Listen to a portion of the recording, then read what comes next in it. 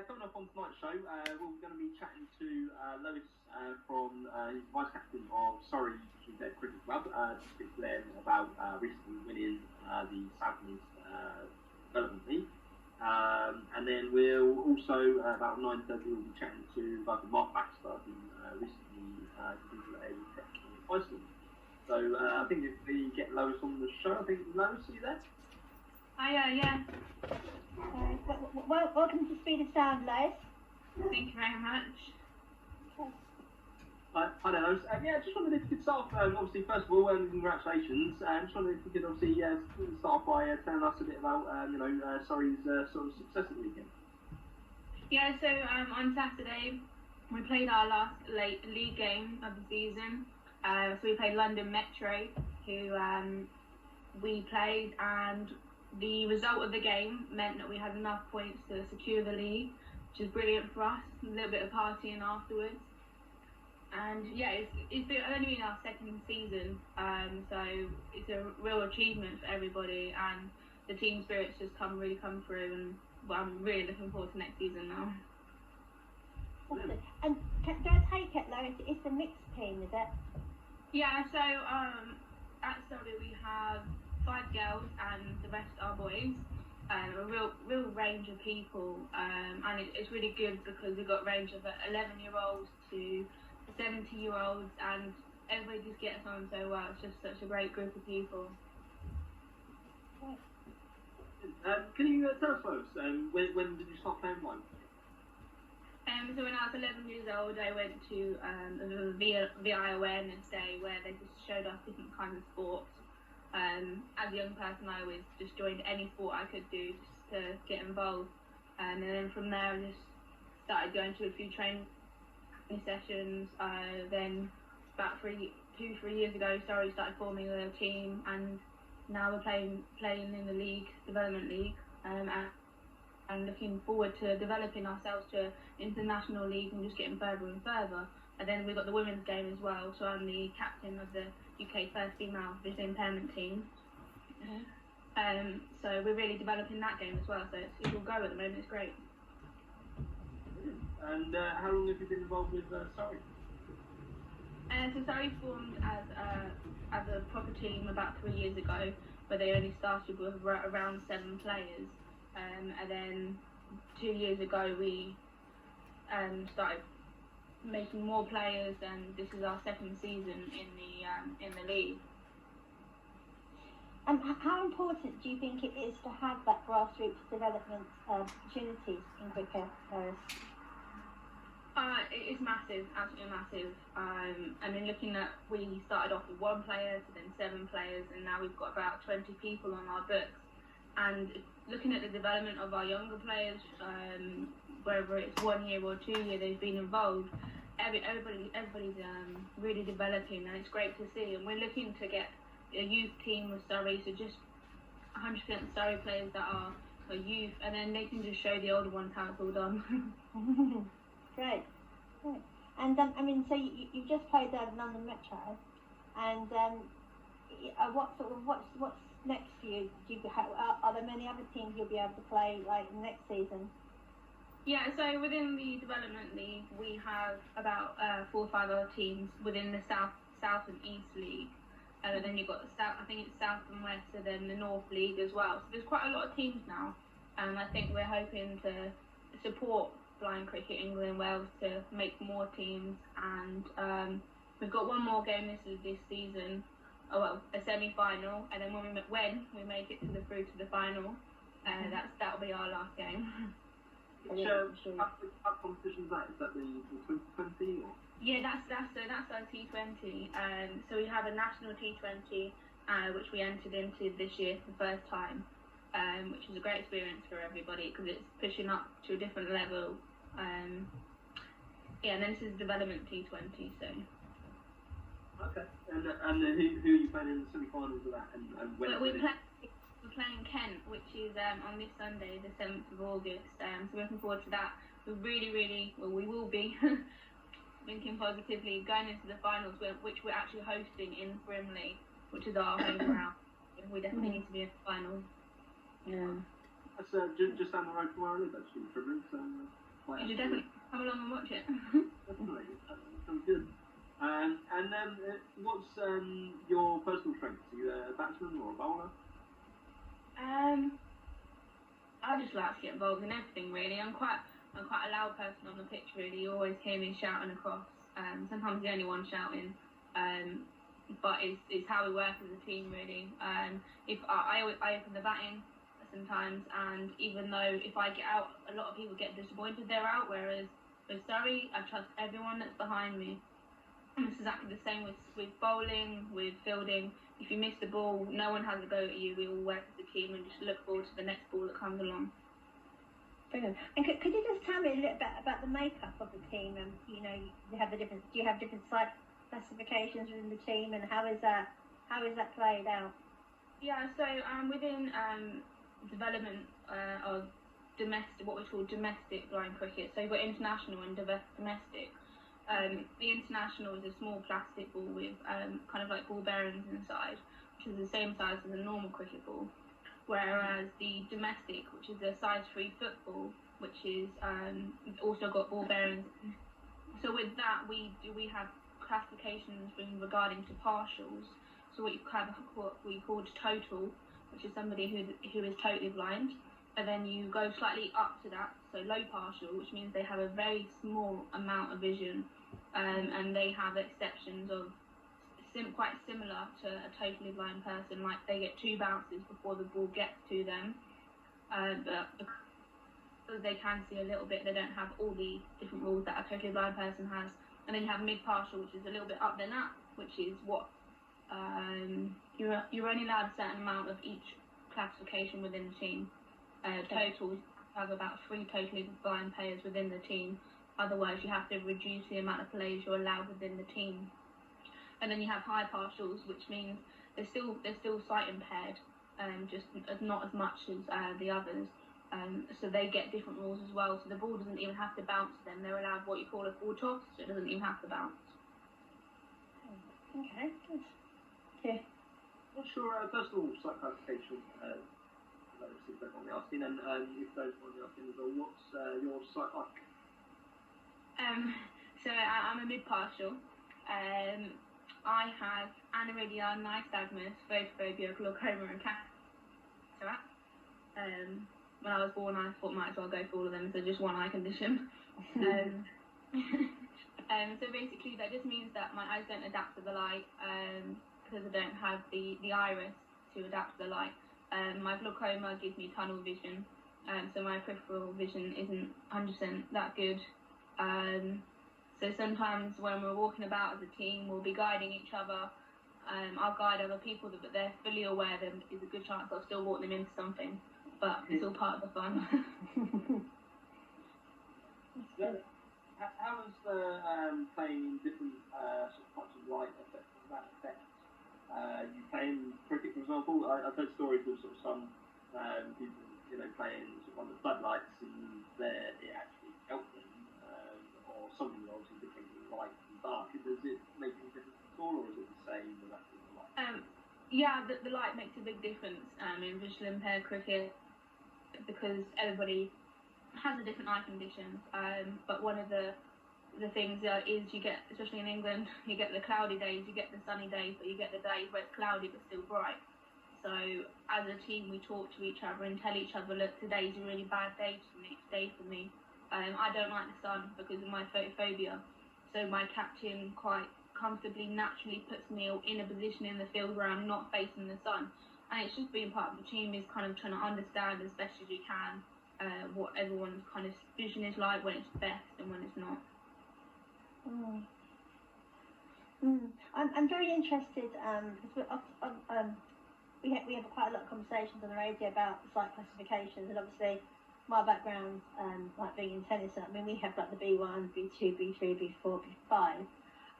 But I mean in cricket you have something like a low sort of well I think we would term it low B2. I think that's. Do you think that is a really good way of getting more people into cricket? Because we are finding, particularly in tennis, people like myself who have a little bit of vision, but I have to play B1 now because I haven't got enough to play B2. do you think that is a kind of way forward to encourage more low-sighted people into sport by having that kind of opportunity to play, with the sight they've got, really? Yeah, I totally see what you mean.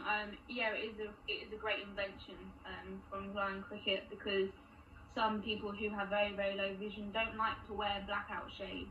So if you're playing totally blind player, you have to wear blackout shades, and some people don't like that, and that's totally understandable.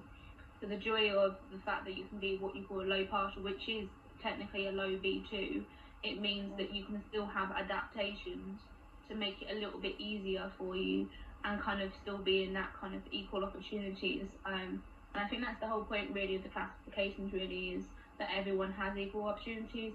And I think it's working. Sometimes sight classifications aren't the best. Sometimes people get classified as high partials or B4, and they're not what you call 100% B4s. It's slightly annoying. It depends on. I mean, my vision very much depends on light. So you can ask me what vision I've got in the normal, in the what you call moderate light, but then you'll ask me to play in the sun, and I'm probably quite close to a B1. If the sun's directly in my eyes. So classifications aren't done the best way, and I think they're looking to try and adapt it as best as they can. But for now, I think the low V2 is a very good idea, because it gives a bit more leeway for those who do have very low vision.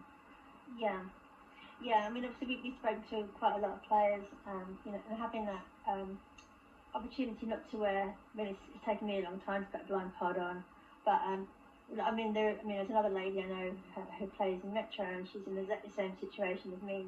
She's very reluctant to play blindfolded, and now she's given up, and it's just such a shame, because as you know, it's not just about the sport; it's about all the social side of it as well. So, and we all, as players and providers, want to make sure that get as many people into sport as possible, rather than putting them off by, insisting, they stick to these, sort of strict, like B1, having to wear blindfolds and stuff like that. So, yeah, I think it's really good. And I know a lot of sports are looking to what you're doing at cricket. And so I was just interested the way it was adapted then within how you play it. So the low B2s, they're allowed to have sort of two bounces similar to the totally blind. So a totally blind player is allowed two bounces when they're batting, and then when it comes to catching, they're allowed to bounce it. They're allowed to catch it after one bounce.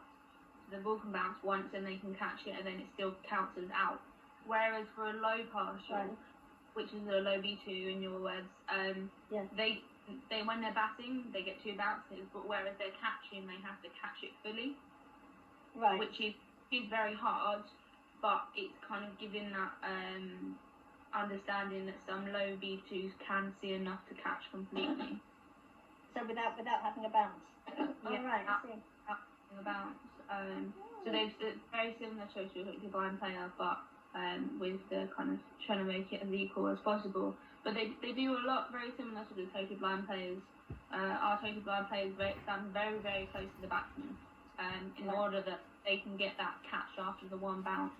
And our low B2s or low partials, they stand very close, similarly to a totally blind player. So they still get that opportunity to catch the ball on the straight, as we say, without a bounce. And they get a runner as well.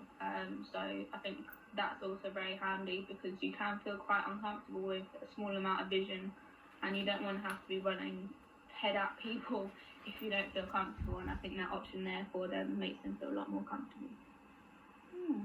Okay, thank you. Am I right in thinking Hassan Khan plays for Lowe's?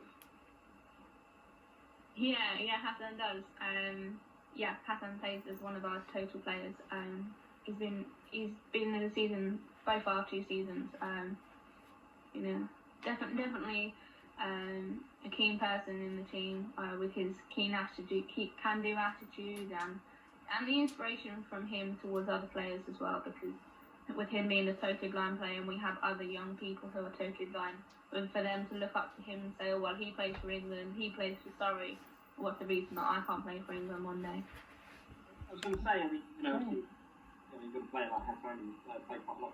What does he bring in terms of his experience? Yeah, he brings advice. With it only being our second season, we're always looking for advice, even recruitment ideas, anything like that. But also, as I say, role models for the younger players, especially if we create a youth team, which is the goal one day, for the youth players to look up to people like Hassan and any of our older players that play internationally. And did you have a young player, Josh, I think he might have been selected for one of the England... Yeah, Josh is another one of our social players who recently was selected with the England squad, and he came through Surrey. That's kind of how he started playing, as far as I know. And yeah, he's developing in both games. He's going to university, and again, he's another perfect example of a role model for our young people, with somebody going to university despite any disability. And how old are you yourself? I'm 18. I think the thing with me is that I would hope that I'm a role model for our young people. With me being the UK ladies captain, I would hope that other young people can kind of say that there's no reason, especially Fiona, you'd understand with the whole kind of girls can do attitude isn't quite always there, but I really look to kind of reach out to girls and motivate them as much as they can, because they can achieve and there are reasons why they can't achieve, and they just need that bit of extra motivation and support. Brilliant. No, I think you are, definitely. I've met Lois. I met you at a party, didn't I? So yeah, you've got great attitude and really kind of friendly. So yeah, I think you are absolutely brilliant role model. And I'm sure, as you say, particularly for young ladies and women getting into sport. It's not something all women want to do anyway, the best of times. But if you've got like an impairment, visual impairment, or any disability, to have that on top of it as well, it can be, it's something. It's an opportunity that maybe you had not considered before, which is great. Yeah. I think the other big thing for me is so I live independently and I have done for 2 years. As you say, sport isn't just about sport; it's about socialising as well. But I think for people with visual impairments within sport, I think it's really important that they have role models outside of the sport part of it as well, like living independently and things like that. So definitely. And what's the current situation with the team?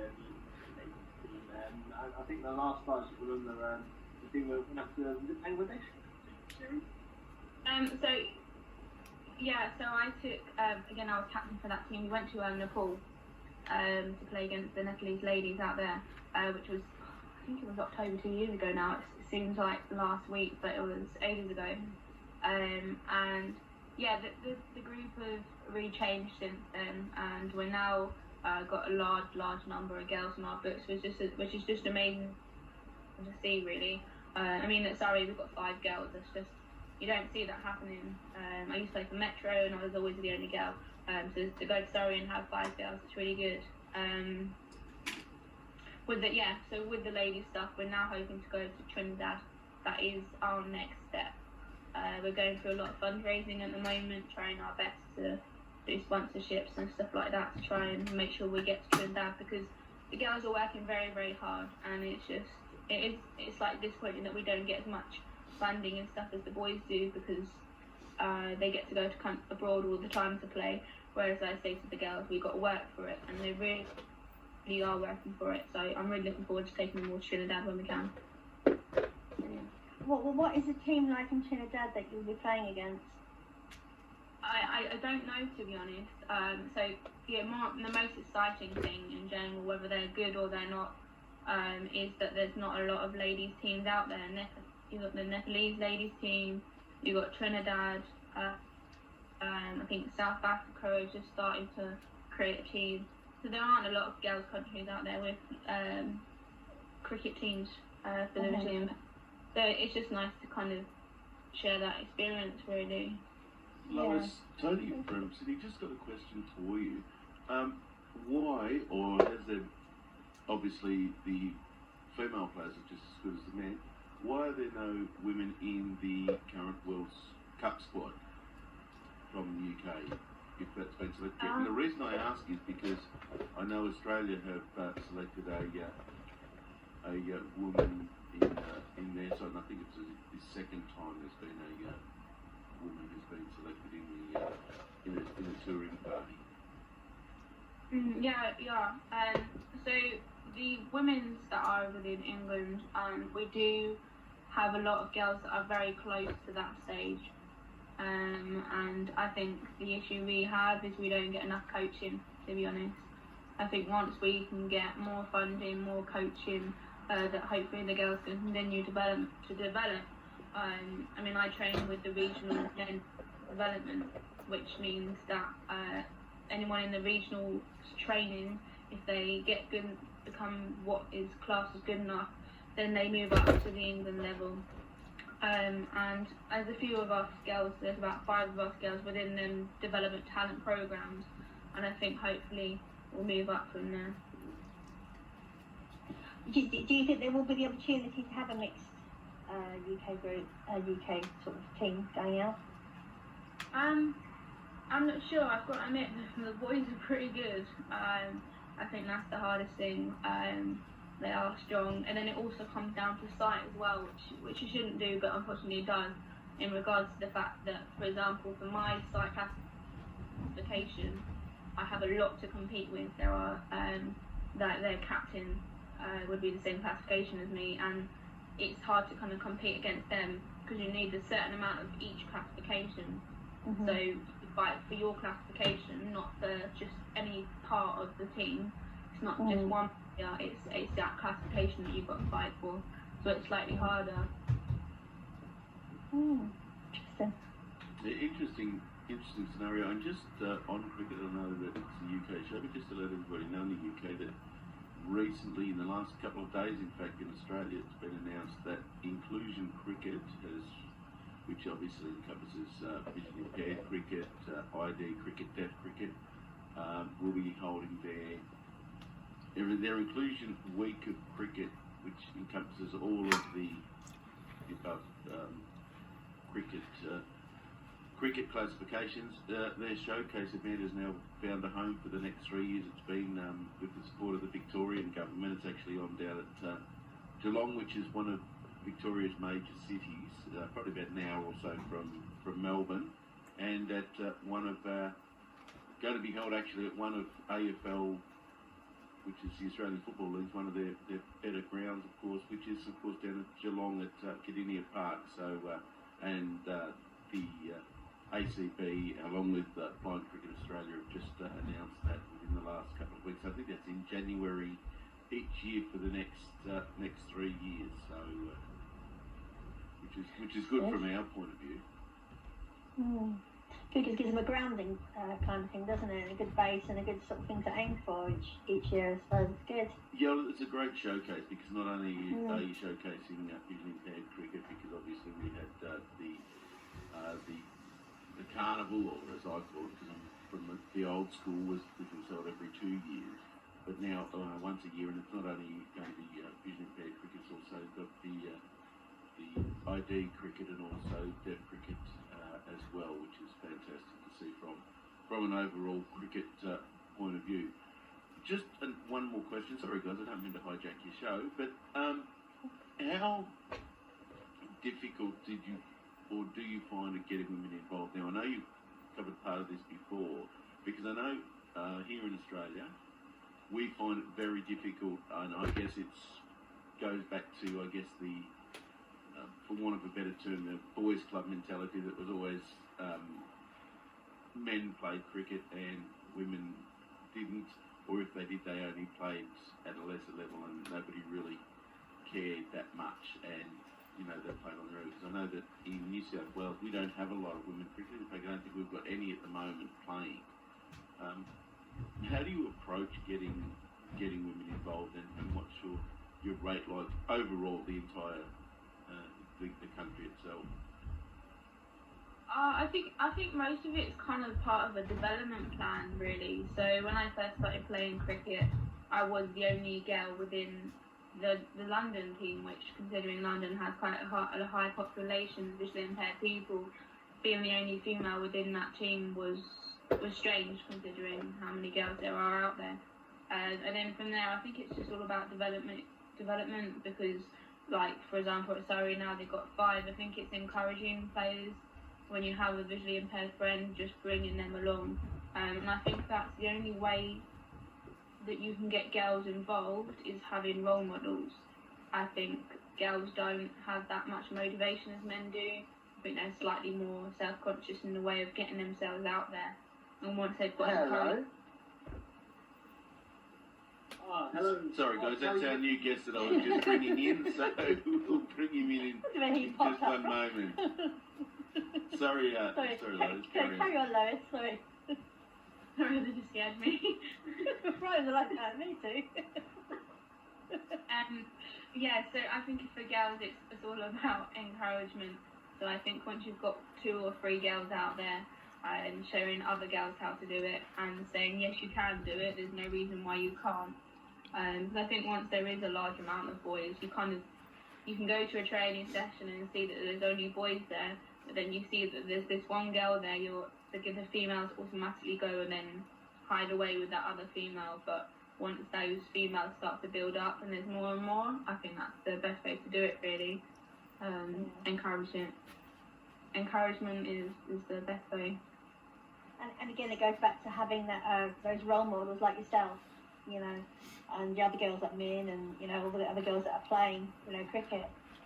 You know, so I think, you know, having those role models are, you know, so important, as we said earlier.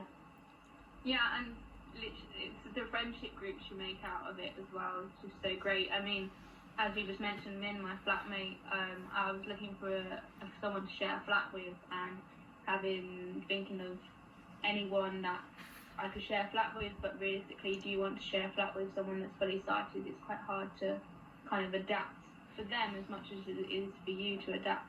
But then to be able to find a friend who's visually impaired, who's a girl, and who's willing and daring enough to share a flat with me, you do make friends, and to have friendships of the same sex is very helpful. Very good, yeah, definitely very. Lois, what are your kind of, I guess hopes for the rest of the season, and also what are your sort of ambitions for your future cricketing career? So in regards to Surrey, I'm really looking forward to the seasons to come.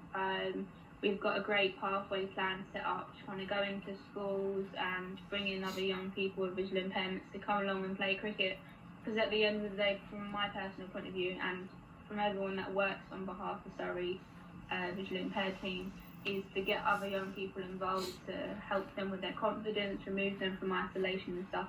And Surrey are definitely on the mend to do that at the moment. They've definitely got a good development plan going on. With the women's team, it's exciting stuff, really. I think the more we work hard, and if we get to go to Trinidad, it's just going to be amazing. And yeah, but so much to come, and I'm just so excited about it all. Brilliant. So if people want to keep on track with what you're doing, Lois, how can they keep? Do you have a Twitter or a Facebook that you know for Surrey cricket or the women's cricket? Yeah, so we're just setting up because at the moment we're going through the whole process of fundraising, social media and stuff like that. I'm pretty sure our Twitter account is set up now. I think it's at BCEW Women, BCEW, which is BCEW, but all in capital letters. And then women, and yeah, hopefully there'll be live updates and stuff like that on that. If not, just the BCW website, they're always showing posts and pictures of how the women are getting on, and if anyone wants to come along and play, I do encourage them to, because it is really life-changing. Brilliant. And if you have any up-and-coming events, Lois, please do contact Speed of Sound. We can put it up on the Disability Sports Network sort of websites and our Facebook and our Twitter accounts as well. So if you have anything you want to promote, any events going on, just let us know, or any kind of fundraising sort of links you want to, if we can help you in any way, so yeah, please do sort of send them over to us. Our email is speedofsound at dsn.net.au, or you probably got my information anywhere either. So yeah, I mean that can all be shared. That'd be really great. Brilliant, yeah, thank you very much for that. Thank you. Okay, great. Thank you very much for coming on the show. It's been really interesting, and we would definitely like to keep in touch with you guys and to see how you're getting on with going to Trinidad. So, kind of when are you thinking of going? Is it next year or? It is the aim, yeah. We've just had a conference call actually just before this. I'm trying to make sure we avoid hurricane season and stuff like that. So it's always what's flying about in hurricanes. Yeah, it's all heads up, but hopefully next year that would be our main aim. But fundraising all goes well, then yeah. Brilliant. Well, good luck for that, and good luck with everything you do, and yeah, keep in contact with us. Thank you. All right. Thank you very much, guys. Thank you. Bye.